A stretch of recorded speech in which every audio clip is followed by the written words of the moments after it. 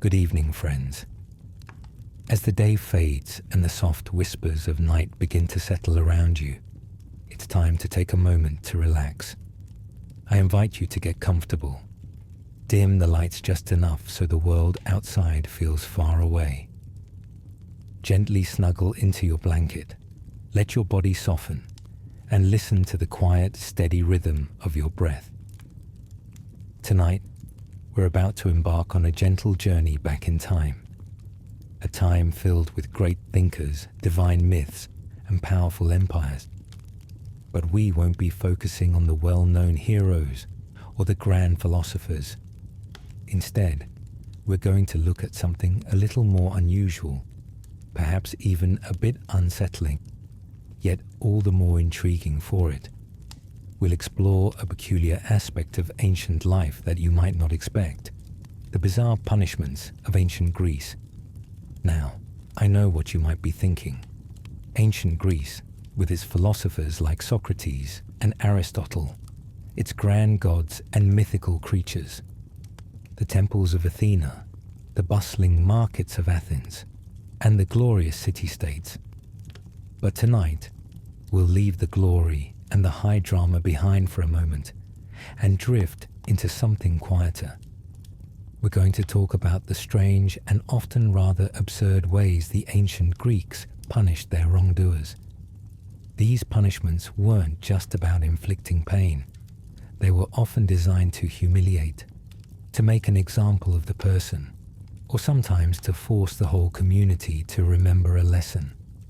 The Greeks valued honor and shame almost above all else, and these bizarre punishments were often used to protect that fragile balance. So if you're ready, let's lean back, take a deep breath, and start our journey into the past.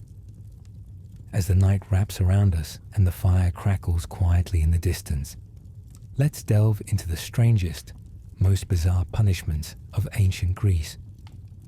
Ones that might just make you wonder, what were they thinking? If you find this journey soothing and calming, feel free to tap like and subscribe, but only if it feels right to you. There's no rush here, just a slow, peaceful exploration through time. And with that, let's begin.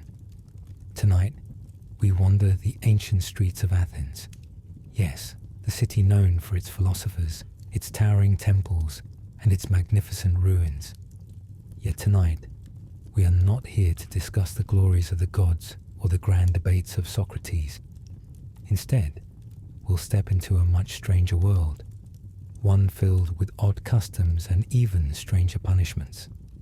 In ancient Greece, where honor was a currency more valuable than gold, and a reputation could be both a shield and a sword, public shame was often seen as a fate far worse than any death.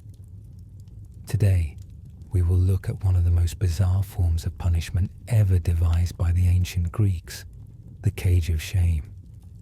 As you settle in, imagine with me the flickering torchlight casting long shadows across the Athenian city streets, the soft clatter of sandals on cobblestone, the occasional whisper of wind stirring the ancient olive trees. The scent of roast lamb and fresh bread wafts from nearby taverns, and you can hear the low murmur of the city beginning to quiet down as the day's bustling energy starts to fade into the night.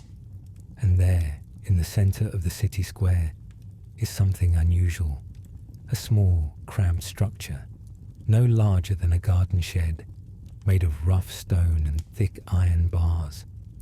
It seems out of place in the bustling city, like a relic from another time or a dark curiosity waiting for attention. This, my friends, is the cage of shame, and tonight it will house a man who has broken the sacred codes of Athenian honor. This cage wasn't a typical jail cell, nor was it a dark forgotten dungeon where criminals could be hidden away from the world. No, the cage of shame was very much the opposite. It was a public spectacle, a cage placed in full view of the townspeople, meant to expose the guilty party to the unforgiving gaze of their peers. Imagine the feeling of being trapped, not in the cold isolation of a cell, but in the open air, where everyone you knew, friends, strangers, even children, could see you, could judge you, could make you the subject of their whispers and murmurs. Now, take a moment to imagine the discomfort of this punishment. Perhaps you too have once felt that dread of being watched, judged, criticized, whether in school, at work, or even among friends. It's a strange and uncomfortable sensation. But imagine that feeling amplified.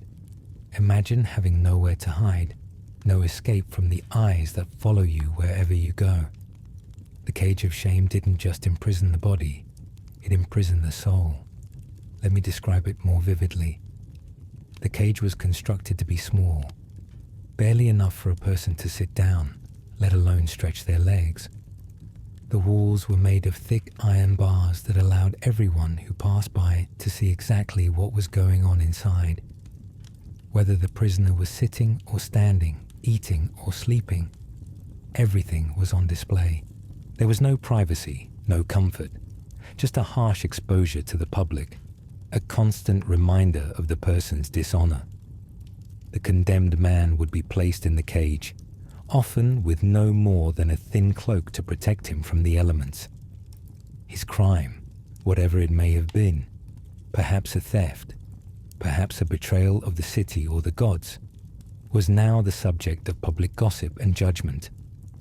Each day, as the sun rose and the city came to life, the man's fate was sealed. He would be paraded before the public, forced to endure the whispers, the sneers, the occasional chuckles of those who passed by, and all the while his crime was emblazoned upon him like a scar, a mark that would follow him even after the punishment had ended. But what crime could justify such an extreme punishment? In ancient Greece, the severity of a crime wasn't always measured by its physical harm. No, it was often the breach of a moral code, the violation of something sacred, that warranted the worst consequences. For the ancient Greeks, a person's honor was paramount. To lose one's honor was to lose everything. And the cage of shame was reserved for those whose actions had cast a shadow over the very foundations of their community. Perhaps the most famous story associated with the cage of shame is the tale of Hippias, a former ruler of Athens. Hippias had once been a powerful tyrant, but his reign was marked by cruelty and arrogance. His rule became increasingly harsh, and eventually, the people of Athens grew weary of his oppression. They overthrew him, and in a bitter twist of fate, Hippias found himself at the mercy of the very people he had once ruled. For Hippias, being placed in the cage of shame was not just a punishment. It was a public humiliation that stripped away the last remnants of his power. Once a ruler, now a prisoner, he was exposed to the ridicule of those he had once commanded. The very people he had subjugated were now free to mock him, to judge him, to remind him of the crimes he had committed. It is said that during his time in the cage, Hippias was forced to reflect on his past actions, on the way he had treated his fellow citizens, on the choices that had led him to this pitiful end. Can you imagine the feeling? To go from a place of power to a position of total disgrace, where every moment of your life is exposed to the scrutiny of those you once ruled. It's hard to fathom, isn't it? But perhaps the most fascinating part of the cage of shame wasn't just the punishment itself, but the psychological effect it had on the condemned. The Greeks understood something about shame that we might not fully appreciate today. In their eyes, public humiliation wasn't just about punishment. It was about making a lasting impression. To see someone suffer for their crime was to reinforce the laws of society, to remind the citizens of the consequences of breaking those laws. Imagine being a citizen of Athens, walking by the cage and glancing at the man inside. Perhaps you would feel sympathy, or perhaps you would feel a sense of justice being served.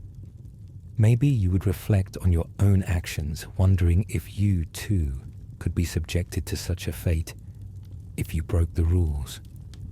The cage of shame wasn't just a punishment for the individual. It was a reminder to everyone who saw it about the importance of upholding the values of the community. It was a collective experience, a shared moment of justice. For the Greeks, honor was the foundation of society. It was the thread that connected individuals to one another, to the city-state, and even to the gods. To lose one's honor was to sever that connection, to fall out of alignment with the natural order of things. And that, my friends, was a fate worse than death. Perhaps, as we think about this peculiar punishment, we can ask ourselves, what does it mean to lose our honor? In our modern world, we might not face the literal cage of shame, but we do still experience moments of public judgment, of feeling exposed or humiliated.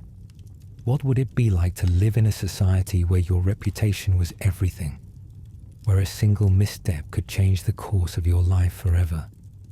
And as we linger in this thought, let us imagine the cold iron bars, the quiet murmurs of the crowd, the flickering torchlight illuminating the silent figure trapped within. The cage of shame has come to symbolize not just punishment, but a world where reputation is the most precious commodity one can possess.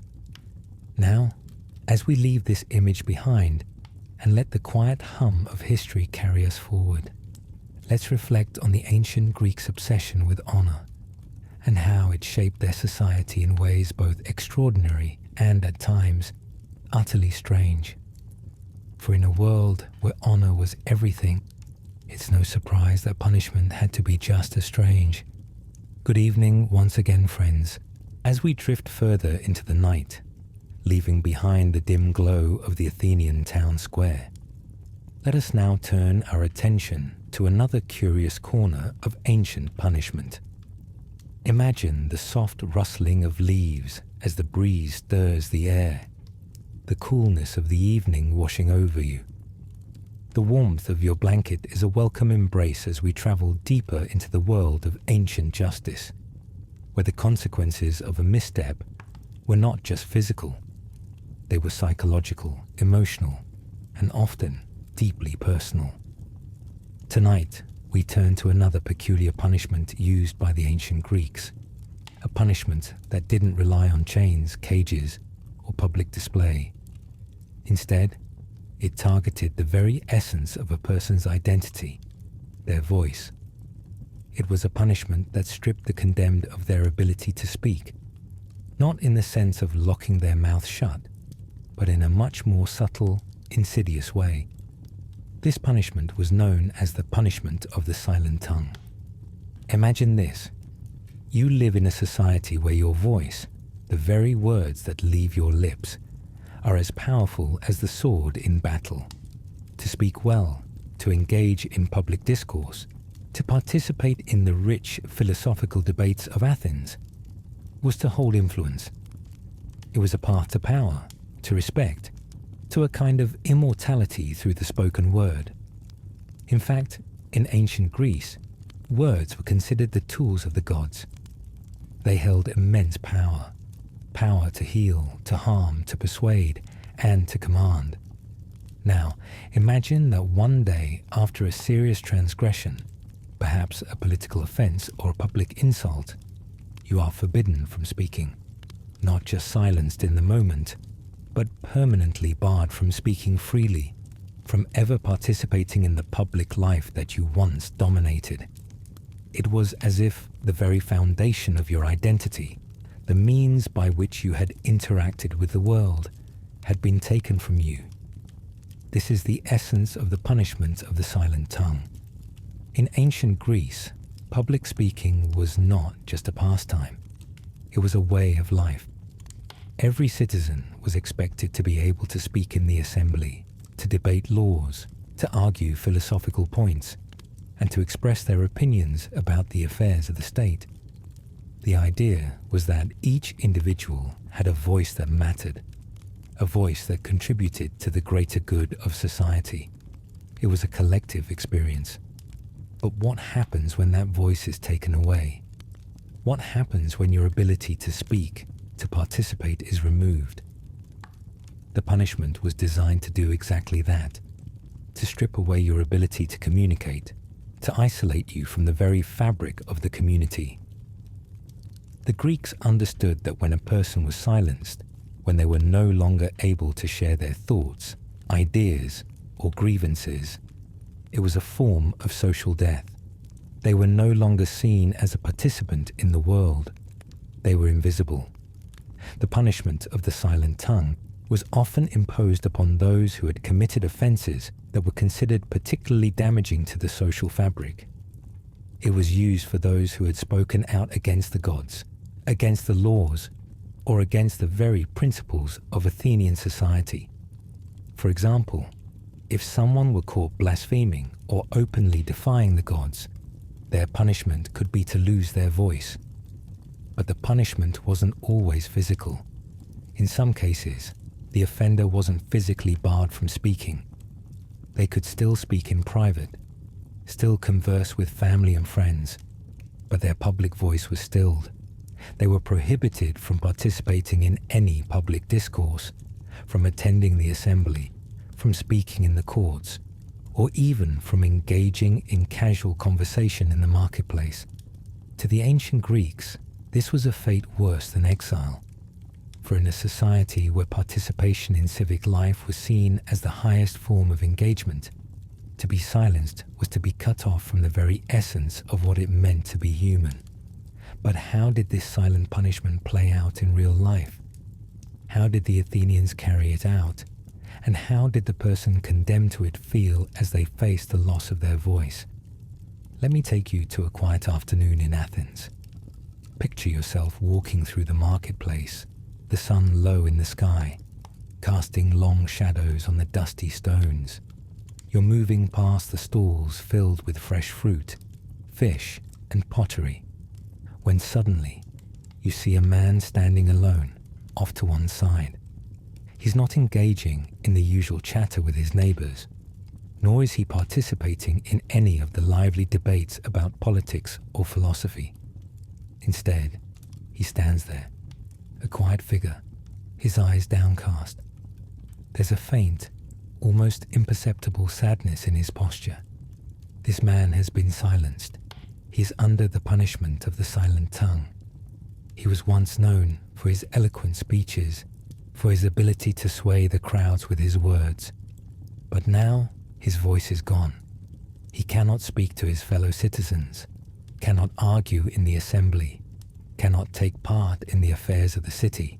He is locked out of the very life he once knew. He can only watch as the world continues on without him, as others take part in the discussions he once led. Perhaps you would feel sympathy for him. Perhaps you might even wonder how he feels. What it would be like to have your very essence, your ability to communicate, taken from you. What could possibly be worse than the loss of one's voice in a society where words were so sacred? But it wasn't just the individual who suffered in this punishment. The community, too, was affected. Imagine the discomfort of those around the silenced person. How do you interact with someone who can no longer speak? How do you approach a person who has been denied the very means by which you have always communicated? For the ancient Greeks, it wasn't just about silencing the individual. It was about silencing the voice of dissent. It was about cutting off the potential for anyone to challenge the status quo, to upset the delicate balance of power in Athens. The punishment of the silent tongue was often a tool of political control, used by those in power to suppress opposition. If someone dared to challenge the laws or the gods, their punishment was not simply to be ostracized from society. It was to be completely disconnected from it. In a society that valued oratory and debate above all else, to be silenced was to be erased. And yet, despite its cruelty, the punishment was also a reflection of the values of the time. The ancient Greeks were deeply invested in the idea of balance. They believed that the world needed harmony, that every person had a role to play in the greater scheme of things. To disrupt that balance, to violate the principles of justice and honor, was to throw the entire social order into chaos. The punishment of the silent tongue was meant to restore that balance by removing the disruptive force and preventing further dissent. But perhaps the most haunting part of this punishment was not the silence itself, but the fact that it was often seen as a temporary measure. Once the offender had been silenced for a period of time, they could be allowed to return to society, to speak once more. And yet, how could they ever truly regain their place in the world? Once a person's voice had been stilled, could they ever speak freely again? Could they ever participate in the debates of the assembly or the philosophical discussions in the agora? The punishment, it seems, left a permanent scar, an indelible mark on the soul of the condemned. It was a reminder every day that to speak freely was both a gift and a privilege. To lose that privilege was to lose a part of one's humanity. Now, as we reflect on the profound nature of this punishment, let us consider its lasting impact. The punishment of the silent tongue was not just about punishing the body. It was about punishing the very essence of a person's being. It was a punishment designed not to hurt physically, but to isolate, to silence, and to erase. It was a form of control that left no visible scars, but its effects were felt deeply in the hearts and minds of those who endured it. And so, as we close this chapter, let us leave behind the quiet figure in the marketplace, the man who can no longer speak, and take a moment to ponder what it means to lose your voice in a world that thrives on words. What would it feel like to be so disconnected, so removed from the conversations that shape the world around you? The punishment of the silent tongue was one of the most psychologically devastating punishments of the ancient world, and it serves as a powerful reminder of the importance of speech, communication, and the voice that each of us carries. And with that, as the soft hum of the night surrounds us, let us move on to the next story, where we will uncover another strange and curious punishment from the world of ancient Greece. Good evening, friends. As we continue our quiet journey through the annals of ancient history, let us take a moment to adjust our focus.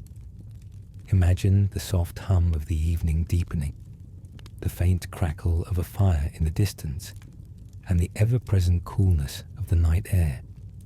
As the world outside slows, we journey back in time to a place where justice, in its many forms, was not always as we might expect. The ancient Greeks were known for their cultural achievements, their philosophers, and their ideas that continue to shape our modern world. But alongside their great minds and intellectual pursuits, they also devised some of the most bizarre and sometimes quite cruel punishments known to history. Tonight, we turn to a punishment that was as terrifying as it was public, the punishment of the wheel. To understand this punishment, we must first immerse ourselves in the feeling of the ancient world, a world where crime was dealt with in a way that often seemed more theatrical than anything we might think of today. The ancient Greeks, ever fond of grand gestures, believed that punishment should not only be about retribution, but should also serve as a public display of the consequences of defying the laws of society. So let's imagine we're walking through the dusty streets of a Greek city. The sun is low in the sky, casting long, deep shadows as the people bustle about, preparing for the end of another day.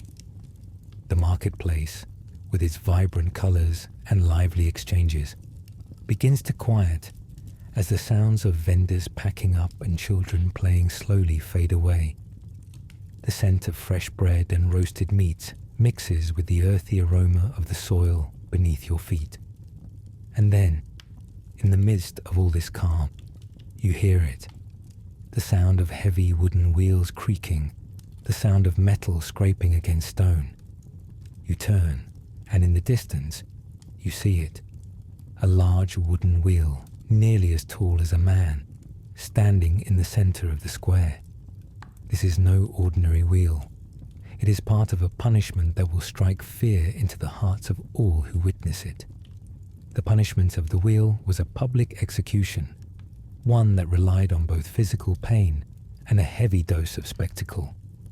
A person condemned to this punishment was often bound and placed inside the wheel itself, where they would face not only the brutality of the punishment, but also the public gaze of the city. It was designed to make a statement. It was as much about teaching the crowd a lesson as it was about punishing the individual. Imagine the scene unfolding before you. The crowd gathers in silence, their faces filled with a mix of curiosity, fear, and anticipation. The condemned person is brought forward, perhaps with hands bound or their head covered. Their fate has already been decided. This is not a trial of innocence or guilt, but a moment of finality. Once the person is placed inside the wheel, they are secured in place, sometimes bound tightly by ropes or chains, their limbs twisted and trapped in awkward positions. The wheel itself, made of thick wooden spokes, would spin slowly as the punishment was carried out. The condemned individual would be subjected to a variety of torturous treatments. Perhaps they would be whipped, perhaps they would be pierced with sharp instruments, or perhaps they would be left to face the cruelty of the elements as they slowly turned in the wheel. But the physical pain, as excruciating as it might have been, was only part of the punishment. The true horror of the punishment of the wheel came from its public nature. It was a spectacle, meant to be seen by all. Imagine the faces of the people who gathered to watch.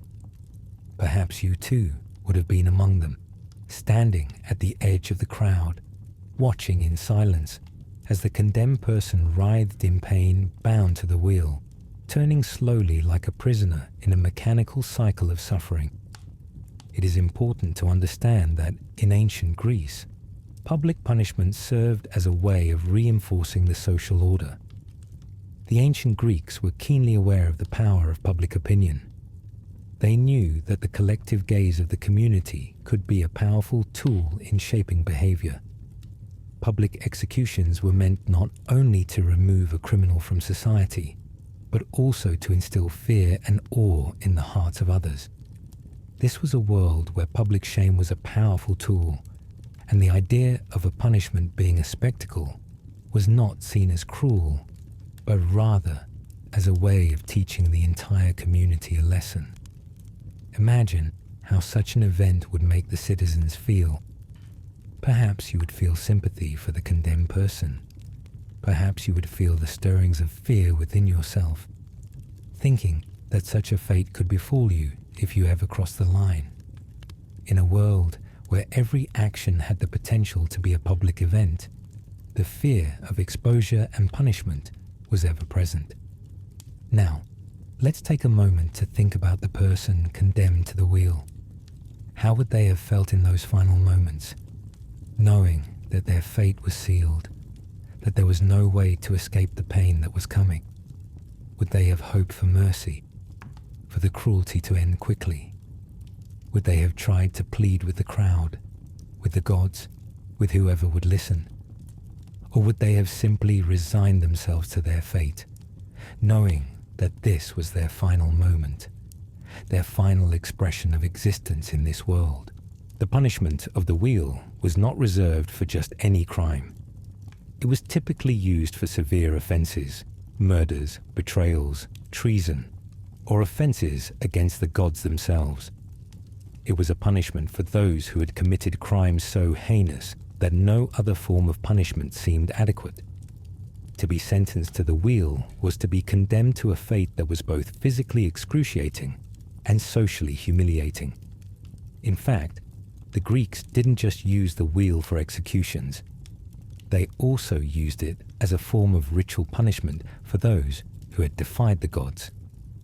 For example, a person who had insulted the gods or broken a sacred oath might have been subjected to this punishment as a way of appeasing the gods and restoring balance to the world. In such cases, the punishment wasn't just about the criminal. It was also about ensuring that the divine order was maintained. Imagine, once again, being part of the crowd, watching as the wheel spins. The condemned person's fate is sealed, and the gods themselves are invoked in the process. There is a deep sense of reverence, even fear, in the air. This is not just an execution. It is a cosmic event, an attempt to restore harmony by punishing those who have broken the laws of both man and the gods. Perhaps the most unsettling part of the punishment of the wheel was how the condemned person would often be left to suffer for hours, even days. The wheel itself might have been turned slowly, almost deliberately, as the crowd watched on. The punishment was drawn out, not because of a lack of resources, but as a way of extending the spectacle. Each moment was designed to maximize the public's exposure to the consequences of defying the law. The wheel wasn't just about ending a life. It was about making a statement to everyone who was watching. The very nature of the wheel, its circular motion, symbolized the inescapable fate of the condemned. It was as if their punishment was a never-ending cycle, one that would turn endlessly until the gods saw fit to intervene. And just as the wheel turned, so too did the hearts of those who watched. The punishment of the wheel was as much about the moral lesson it imparted as it was about the pain it caused. And yet, in the quiet aftermath of such an event, the crowd would disperse. The wheel would be left behind, its once creaking spokes now still. The body of the condemned, now lifeless, would be removed, and the city would return to its normal rhythm. But for those who witnessed the punishment, the memory would linger. It would remain as a stark reminder of what could happen if you crossed the line, if you disrespected the laws of the gods and men.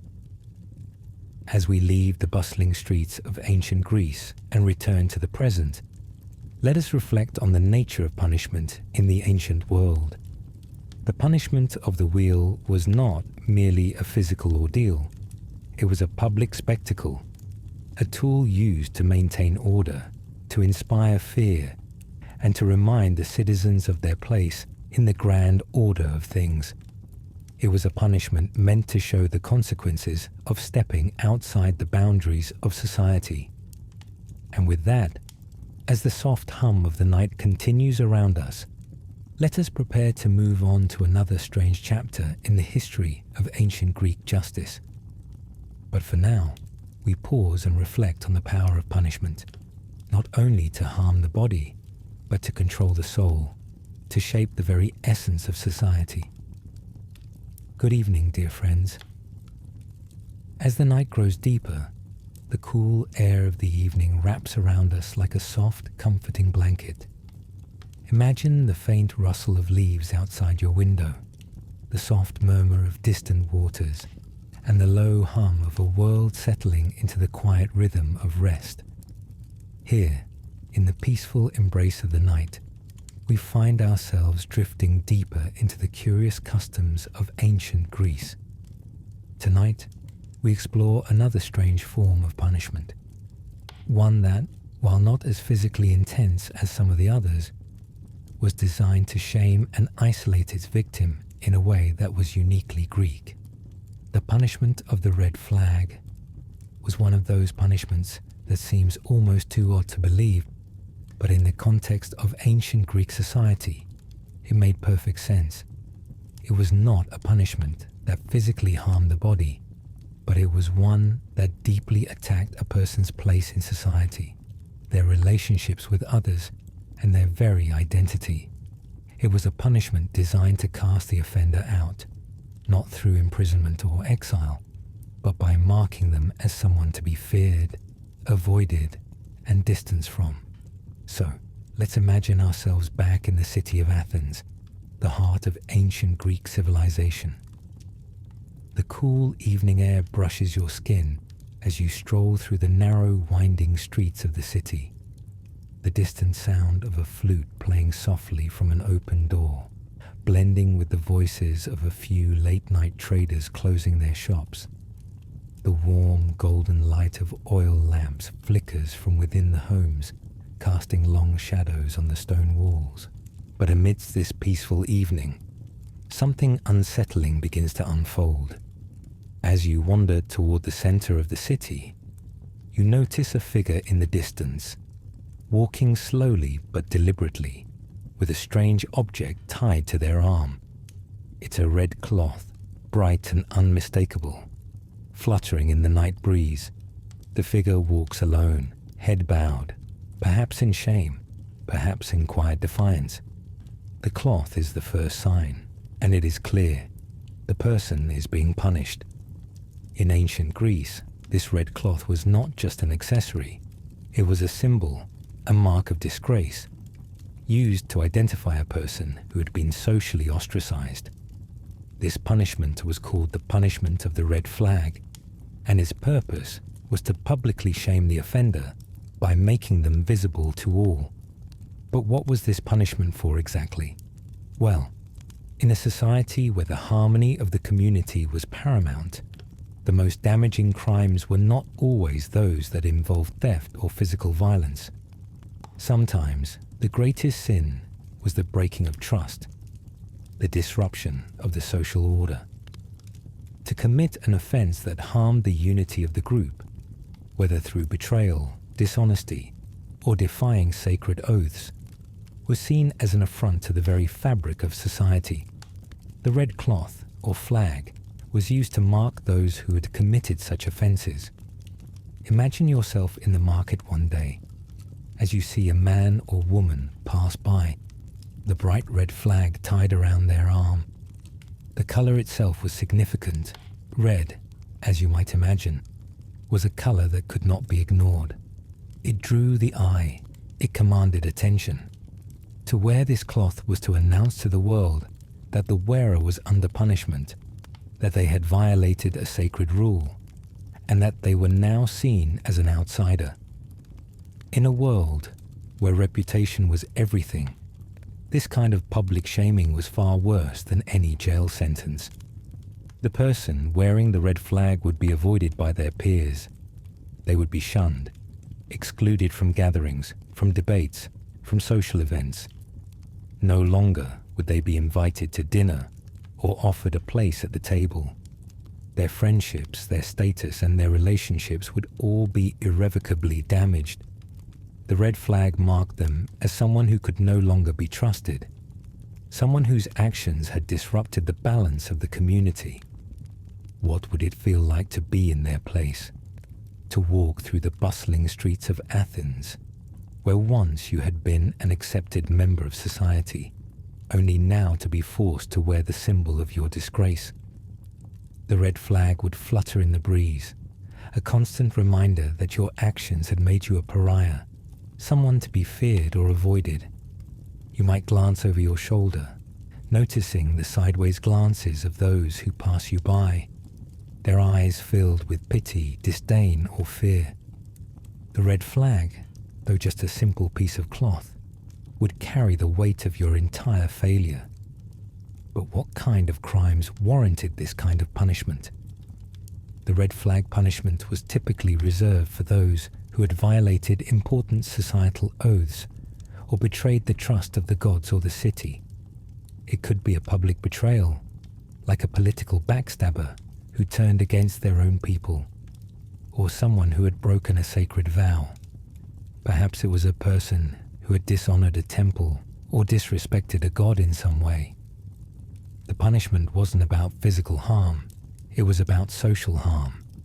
It was about removing a person from the community by isolating them, making them stand out as someone who had disrupted the peace. This form of punishment worked in a way that was almost psychological.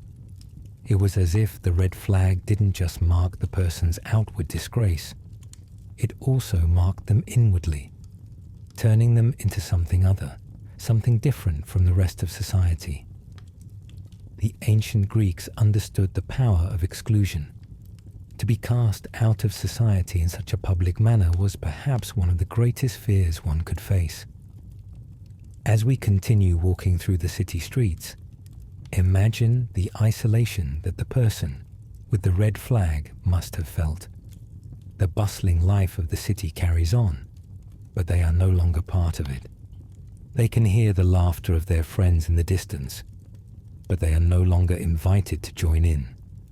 They see families gathering around the hearth, but they stand outside, on the periphery, marked by their red flag, unable to partake in the warmth of companionship. The flag has turned them into a social ghost, someone who once belonged but no longer does. Now, take a moment and imagine yourself in their shoes. What might it feel like to carry such a symbol of shame? Would you feel the weight of your actions bearing down on you, constantly reminded of what you had done?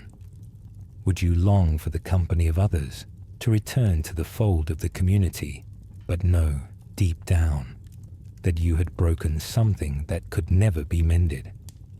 In ancient Greece, where personal honor and reputation were everything, this kind of public punishment was one of the most humiliating. The red flag punishment was also a communal experience. It wasn't just about the individual being punished. It was about the entire community learning a lesson. As the person with the red flag walked through the streets, everyone who saw them would understand the reason for their disgrace. It was a public warning, a reminder to all that the social fabric could be torn by betrayal, disrespect, or dishonor. The red flag acted as a visual representation of the consequences of failing to adhere to the sacred codes of Greek society. In some ways, the red flag punishment was also a form of public education. It wasn't enough for the Greeks to punish someone privately. They wanted the entire city to understand why the punishment was happening. They wanted to reinforce the idea that each person had a responsibility to the whole, that the individual was not above the collective. Imagine standing in the crowd, watching as the individual with the red flag walks by. Do you feel sympathy, or do you feel a sense of justice being served? Perhaps you might feel a little uneasy, as if the person's punishment is a reminder that any of us could one day find ourselves on the receiving end of such a mark. It is a punishment that leaves no room for ambiguity, no place for hiding. The red flag makes it clear to everyone that the person is guilty, that they have transgressed in a way that cannot be overlooked. In a society like ancient Greece, where every person had a role to play and honor was everything, to be marked by the red flag was to be marked by failure. It was to be cast out, to be made an outsider, to live in the shadow of your mistakes for the rest of your days. As the night continues to unfold around us, we leave the city streets behind and reflect on the power of the red flag. It was a punishment not of physical torment, but of social death, a punishment that marked its victim for all to see. In ancient Greece, where community and reputation were everything, there was no greater punishment than to be isolated, ostracized, and publicly shamed. Good evening, friends. As the world around us quiets, the sounds of the evening fall into a soft, rhythmic pulse, and we allow ourselves to drift deeper into a sense of peace and calm. The warmth of your blanket holds you in comfort, and the cool night air is a gentle companion on this quiet journey.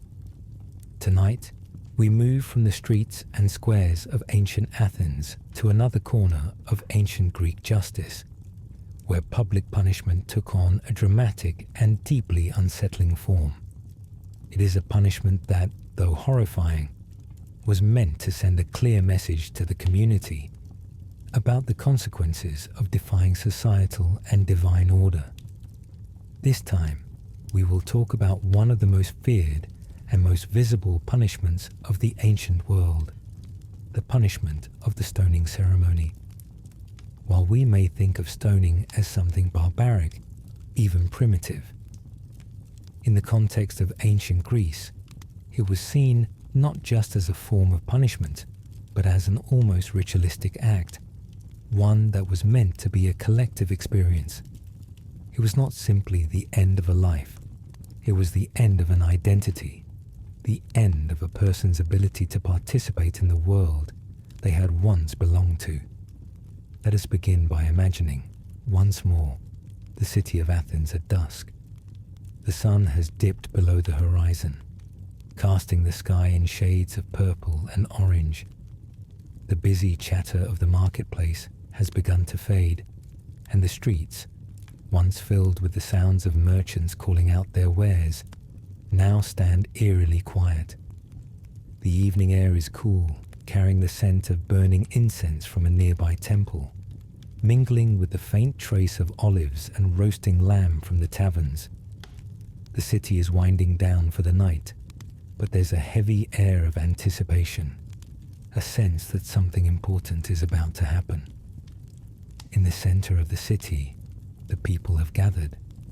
They form a loose circle, their faces a mixture of curiosity and dread. The ceremony is about to begin.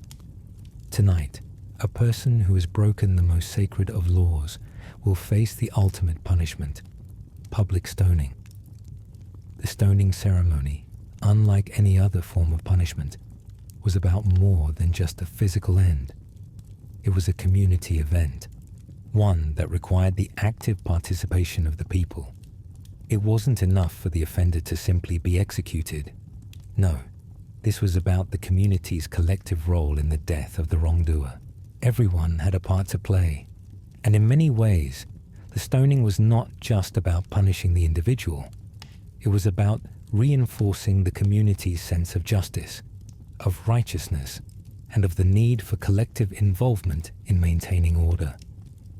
Imagine standing at the edge of the crowd, watching as the condemned person is led to the center of the gathering. Their face is a mixture of fear, shame, and acceptance. Perhaps they know their fate is sealed. Perhaps they hope for some mercy. But the knowledge of what is about to happen is clear in their eyes. They are stripped of all dignity, their clothes disheveled, and they are bound, perhaps by ropes or chains, to prevent them from escaping. The stones are ready. Small, jagged rocks, easily held in the hand of any citizen, are scattered about the ground. Each person present is invited to take part in the punishment. The public nature of the stoning was intended to ensure that the punishment was thorough, that it was a spectacle in which every member of the community had a role. It wasn't just about the punishment. It was about the social contract, the shared belief in the need for justice to be served. When the ceremony begins, it's not just the sounds of the stones hitting their target that fill the air. It is the murmurs of the crowd, the sharp, staccato gasps of those witnessing the act, and perhaps the soft prayers whispered to the gods for forgiveness, for guidance, or for the cleansing of the sin that the offender represents. In a society so deeply tied to the gods, the act of stoning was seen as a way to purify the city, to rid it of the impurity brought on by the criminal's actions. The offense that led to the stoning might have been something as severe as treason or sacrilege, betraying the city-state or defying the gods. In some cases, it might have been an act that disrupted the moral or social order, such as incest, murder, or an offense against the sacred institutions that upheld Greek life. To break such sacred laws was to invite not just the wrath of the city, but the wrath of the gods themselves. The stoning was, in many ways, an attempt to return balance to the world. As the crowd hurls their stones, one after another, the condemned person is slowly beaten down. The The stones do not simply cause physical harm. They symbolize the collective judgment of the community, the wrath of the people and the gods, all combined in the punishment. Each stone is a reflection of the person's transgression against the laws of the gods, the laws of the city, and the laws of society itself. It is a punishment that forces the entire community to confront the consequences of breaking sacred oaths. In ancient Greece, punishment was never just about the criminal. It was about the health of the whole society. The stoning ceremony acted as both retribution and prevention. It served to cleanse the city of its impurity and to remind everyone present of the importance of adhering to the sacred laws. The public nature of the event, the fact that every member of the community had a chance to participate, created a sense of unity and shared purpose. It was as though the entire city was responsible for maintaining the moral order. And when one person violated that order, it was up to everyone to correct it. But what about the condemned person? How must they have felt knowing that the entire community would be complicit in their punishment?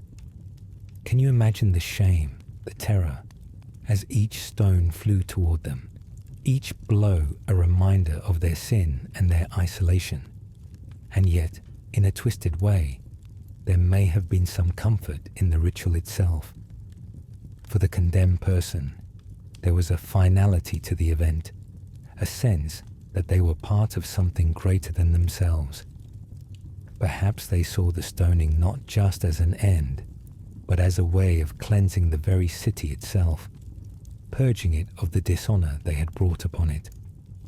This ceremony was not just an execution.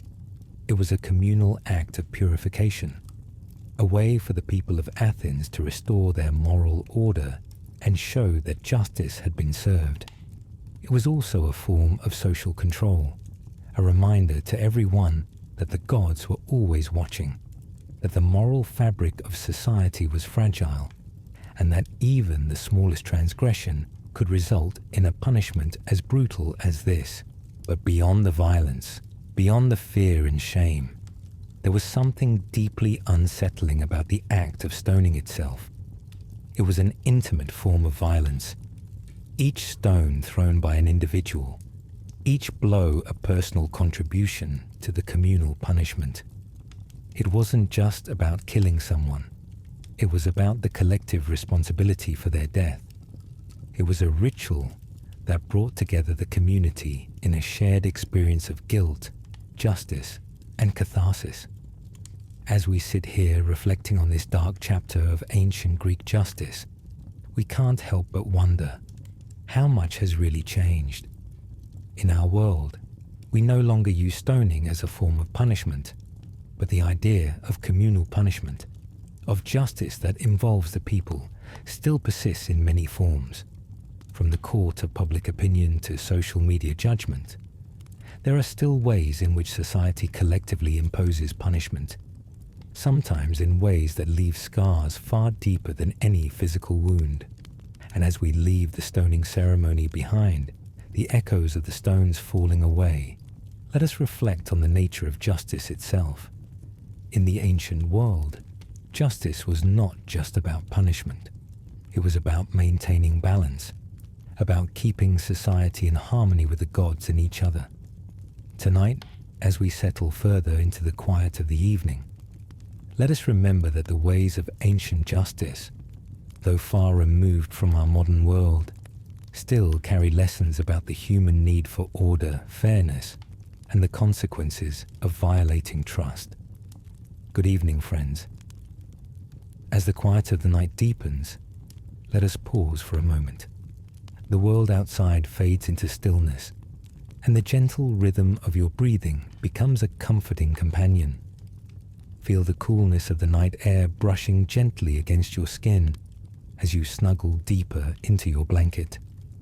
Tonight, we have journeyed far back in time, exploring some of the strangest and most intriguing punishments devised by the ancient Greeks, each one a reflection of their complex understanding of justice, honor, and the delicate balance between the individual and society. Tonight, we end our journey with one final curious punishment. A punishment that, much like the others, seeks not only to punish the body, but to affect the very soul of its victim. It was a punishment designed not to cause physical pain, but to impose a silent, suffocating form of torment that would last long after the formal punishment had ended. This punishment was called the punishment of the Scourge of Silence. Imagine, if you will, the ancient city of Athens once again. The streets are quieter now, with the night fully settled into place, and the flickering light of oil lamps casting soft shadows across the stone buildings. The air smells faintly of incense and olive oil, and the hum of distant conversations begins to fade. People are settling into their homes, preparing for rest after a long day. And yet, in the shadow of the city's ancient walls, something unsettling stirs. For tonight, a person will face a punishment unlike any other we have discussed. The Scourge of Silence was in many ways a punishment far more psychological than physical. Its aim was not to hurt the body, but to suffocate the mind, to create a feeling of isolation so profound that it would affect the very core of the individual. It was the silence that the offender would face, the quiet, unyielding silence that cut them off from the world around them, that made this punishment so cruel. Imagine yourself walking through the ancient agora of Athens, the center of public life, the place where the great minds of the city would gather to discuss philosophy, politics, and law. The agora was the heartbeat of the city, a place filled with the sounds of passionate debate, the murmur of voices raised in argument, and the rhythmic clattering of sandals on stone. The air is alive with conversation, the constant ebb and flow of ideas and discourse. To be a part of this great conversation, was to be alive in a very real sense. It was to participate in the life of the city, to be heard, to have a voice. But now, imagine that voice taken away. The Scourge of Silence was imposed on those who had committed crimes that not only broke the laws of Athens, but also defied the very spirit of the city, the spirit of free speech and public discourse. It was used for those who had betrayed the city, undermined its values, or in some cases, spoken against the gods themselves. The punishment was simple in concept but devastating in its effect. The condemned person was forbidden from speaking for a period of time, or in some cases, permanently. In a city where speaking, debating, and sharing ideas were the very lifeblood of daily existence, being silenced was a form of spiritual death. It wasn't just the inability to speak that made this punishment so devastating. It was the fact that it denied the person their place in society. To be silenced was to be excluded from everything that made one a citizen of Athens. Without the ability to speak, you could no longer participate in the democratic process, no longer take part in the vital debates of the city, or join in the discussions that shape the future of the community. Imagine then the impact of this punishment. The person who had once been a part of the city's vibrant life, whose words may have carried weight in the assembly or at the local tavern, was now mute, excluded from the great exchange of ideas that defined their world. They were not physically restrained. There were no chains, no cages, no outward marks of their punishment. Instead, it was their voice that was taken away, and with it, their identity, their participation, and their connection to the community. This wasn't a banishment. This was a punishment that kept the condemned person within the city in full view of everyone, but unable to engage. It was a punishment that left the person in the midst of the life they had once known, but as an outsider, unable to speak, unable to contribute, and unable to defend themselves. The silence they faced was not just an absence of sound, it was a form of social death. They were still physically present, but spiritually and intellectually, they had been cast out. How would it feel to be in their shoes? Can you imagine being in a place where every conversation continues around you, but you are no longer part of it? How would it feel to see others around you enjoying the things you once took for granted, debating in the agora, laughing with friends at the local tavern, participating in the great and terrible events of the city, but to have no voice in any of it? The ancient Greeks understood the power of speech, not just as a means of communication, but as a fundamental part of what made a person who they were. To speak was to exist in the world, to assert your place, to be seen, heard, and valued. Without it, you were rendered invisible, and in many ways, you were no longer fully human. This punishment was deeply tied to the Greek understanding of identity and reputation. The Greeks believed that one's reputation, their honor, was everything. It defined their worth, their place in society, and their relationship to the gods. To lose that reputation was to lose oneself. The scourge of silence was a punishment that stripped away that identity. The condemned person was not just punished. They were erased. They no longer had a voice in the world, and in a society that valued voice above all, this was the ultimate indignity. Perhaps the most cruel aspect of this punishment was the fact that it wasn't a permanent silence. Often, the person would be allowed to speak again once their punishment had been served. But how could they ever return to their former life? How could they ever rejoin the conversations of the city, the debates and discussions that once defined their place in the world, after being rendered silent for so long? The silence might end, but the mark of it would linger forever. Think of the kind of toll this would take on the mind. To be silent for days, weeks, months, perhaps even longer, must have felt like a slow erasure of the self. Every day the person would face the silent world around them, unable to speak, to explain themselves, to argue their innocence, or to join in the great conversations of the city. In a sense, they were cut off from everything that made life meaningful. It was as if they had been trapped in a world of stillness, surrounded by noise and life, but unable to engage with it in any way. The psychological impact of such a punishment would have been profound. The Greeks understood that the mind could be as fragile as the body, and that a punishment that took away a person's voice was as damaging as any physical torment. To silence someone was to isolate them, to strip away their humanity, to force them to confront the void that opened up between them and the world. As we sit here, reflecting on this strange and devastating punishment, let us think about the role of speech in our own lives.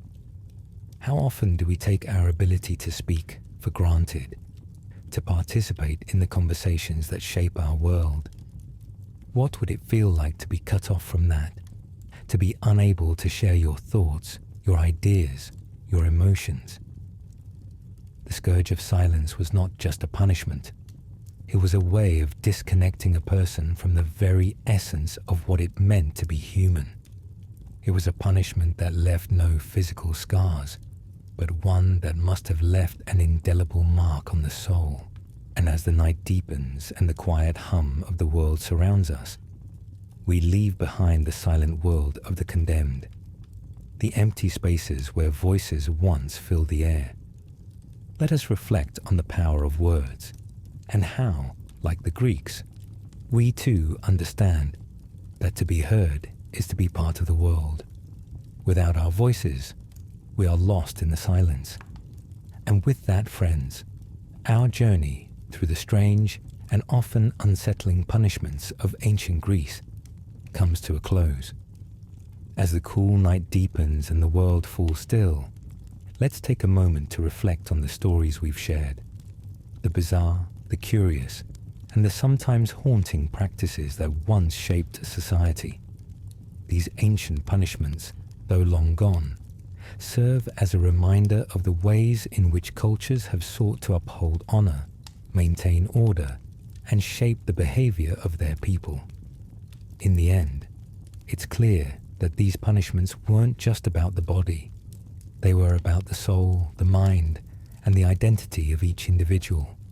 And though we may no longer employ such practices in our world today, the lessons they offer about justice, reputation, and the consequences of actions still resonate with us.